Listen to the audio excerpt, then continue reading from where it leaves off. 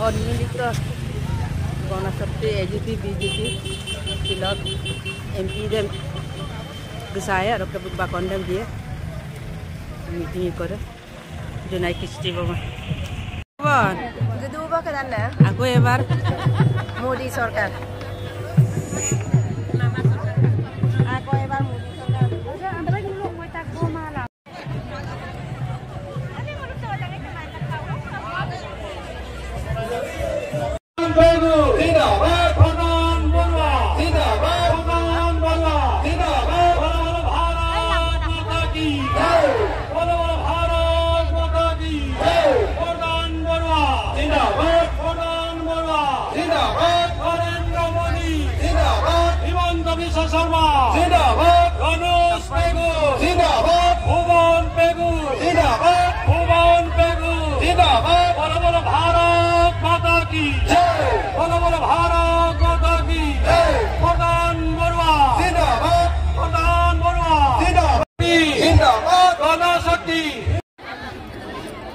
ভারতীয় জনতা পার্টি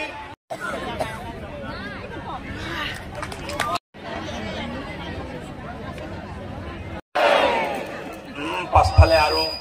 দুটামানে এলা দুটামানে শুই উঠাই নাই চাগে বতৰটো ভালকে একদম দিল্লী গৈ পাব লাগিব মোদীজীয়ে শুনিব লাগিব যে জোনাই সমষ্টিৰ মানুহ মোদীজীক তৃতীয়বাৰ প্ৰধানমন্ত্ৰী বনাবলৈ প্ৰধান বৰুৱাক দিল্লী পঠাব বিচাৰিছে ভাৰত মাতা কি দিছপুৰহে গৈ পাইছে এইবাৰ একদম দিল্লী গৈ পোৱাকে ভাৰত মাতা কি ভাৰত মাতা কি ধন্যবাদ আমাৰ সকলোৰে পৰিচিত মৰমৰ মাটিৰ মানুহ আমাৰ জনগণৰ লগত অনবৰত লাগি থকা আমাৰ গাঁৱে খাটি থকা আমাৰ শ্ৰদ্ধাৰ আমাৰ প্ৰাৰ্থী প্ৰধান বৰুৱা ডাঙৰীয়া ইয়াত উপস্থিত থকা আমাৰ ভাৰতীয় জনতা পাৰ্টিৰ জিলাৰ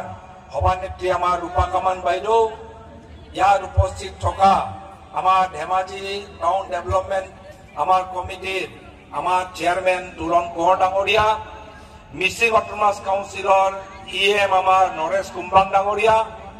আমাৰ গণশক্তিৰ জ্যেষ্ঠ নেতা আমাৰ অতুল পেগু ডাঙৰীয়া উপস্থিত থকা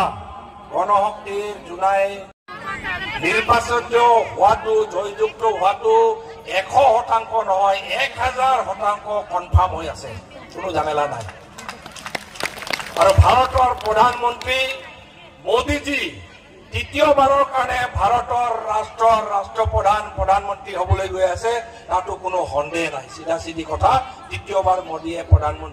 প্ৰধানমন্ত্ৰী হ'বই এতিয়া কথা হ'ল কি আমি ভোটটো যেতিয়া দিবলৈ গৈ আছো নাগৰিক হিচাপে আমি যেতিয়া ভোটটো দিম আমাৰ মাজত বহুত প্ৰশ্ন থাকে প্ৰধান বৰুৱা ডাঙৰীয়াক যেতিয়া ভোটটো দিম মোদীজীক যিহেতু তৃতীয়বাৰ প্ৰধানমন্ত্ৰী বনাম আমাৰ মাজত প্ৰশ্ন থাকে আমাৰ জোনাইৰ লাভ হ'লনে নাই জোনাই অঞ্চলৰ আমাৰ ডেভেলপমেণ্ট হৈছে নে নাই যেতিয়া আমি নিজকে প্ৰশ্ন কৰো আজি 20 বছৰ আগৰ 30 বছৰ আগৰ কংগ্ৰেছ শাসনৰ সময়ৰ জোনাই আৰু আজিৰ জোনাই যদি আপুনি তুলনা কৰি চাই এটা সময় আছিলে জোনাই কলিয়া পানী কোনো অফিচাৰে ইয়াত চাকৰি কৰিব নাহে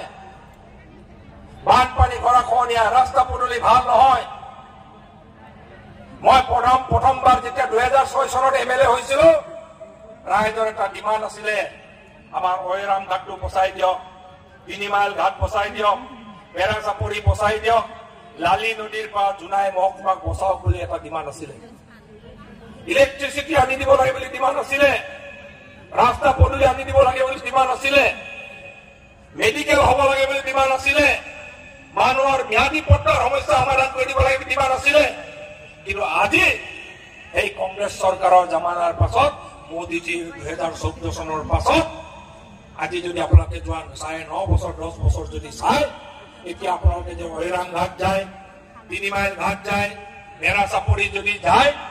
কংগ্ৰেছৰ 60 বছৰ শাসনকালত 65 বছৰ শাসনকালত যিটো কাম হোৱা নাছিলে এটা গৰাখহনীয়া ৰোধ হৈ আছে মথাউৰি হৈ গৈছে তাৰ কাৰণে মই মোদীজীক ধন্যবাদ জ্ঞাপন কৰিছো আৰু সাংসদ ডাঙৰীয়াকো মই এবাৰ ধন্যবাদ জ্ঞাপন কৰিছো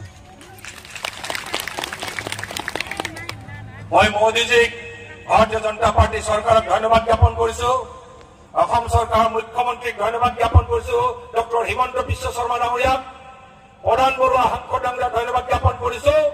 যুগে যুগে জোনাই মহকুমাৰ মানুহে চিকিৎসাৰ কাৰণে বেমাৰ আজাৰ হলে ডিব্ৰুগড় যাব লাগে, পাছিঘাট যাব লাগে, ধেমাজি যাব লাগে। আৰু কেইদিনমান পাছত ইলেকশ্যনৰ পাছত আমাৰ 22 কোটি টকাৰ যিটো আমাৰ সাব ডিভিজনেল হস্পিটেল, খুব সুন্দৰ হস্পিটেল আমাৰ নিৰ্মাণ সম্পূৰ্ণ হৈ গ'ল। আৰু নিৰ্বাচনৰ পাছত এইটো আমি আৰম্ভ কৰিম। তাৰ কাৰণে ৰাইজৰ হৈ মই চৰকাৰক পুনৰবাৰ ধন্যবাদ জ্ঞাপন কৰিছো। এতিয়াৰ পৰা হঠাৎ কিবা এটা হলে ডিব্ৰুগড় গৈ পোৱালৈকে 2 ঘণ্টালৈকে 1 ঘণ্টালৈকে ঝামেলা আমাৰ নহয় আৰু চোতালতে আমাৰ ডাঙৰ হস্পিটেল পাই যাম। এতিয়া যাতায়াতৰ ব্যৱস্থা আপোনালোকে চাওক। এটা সময় আছিলে আমি চিমেণ্ট নদীৰ ওপৰেদি আমি গাড়ী চলাবলগীয়া হৈছিলে, চিমেণ্ট নদীৰ ট্ৰেইন দলঙৰ ওপৰেদি গাড়ী চলাবলগীয়া হৈছিলে, টিকাৰী নদীৰ ট্ৰেইন দলঙৰ ওপৰেদি গাড়ী চলাবলগীয়া হৈছিলে। আমাৰ ৰাস্তা হৈ গ'ল। ৰাস্তা হৈ আমি ভবাই নাছিলো 4 লেন হ'ব বুলি। এতিয়া 4 লেন আৰম্ভ হৈ যোৱা বছৰ আৰম্ভ হৈ এতিয়া প্ৰায়ভাগ এতিয়া বহুত জেগাত এতিয়া 4 লেন সম্পূৰ্ণ হ'বলৈ গৈ আছে। আমাৰ চবতকৈ ডাঙৰ এটা সমস্যা আছিলে জোনাইবাসী ৰাইজৰ, মাটিৰ পট্টা আমাৰ কেতিয়া হ'ব, কেতিয়া হ'ব, কেতিয়া হ'ব। আপুনি মই স্বাধীন দেশৰ নাগৰিক, ভাৰত স্বাধীন 75 বছৰ হৈ গ'ল। আপোনাৰ মোৰ ম্যাদী পট্টা নাছিলে, কিন্তু মই সেইকাৰণে চৰকাৰক ধন্যবাদ জ্ঞাপন কৰিছো। আমাৰ ডক্টৰ হিমন্ত বিশ্ব শৰ্মা ডাঙৰীয়াক ধন্যবাদ জ্ঞাপন কৰিছো, মুখ্যমন্ত্ৰীক, যে যোৱা 2 বছৰত মিছন বসুন্ধৰা 1, মিছন বসুন্ধৰা 2 কৰি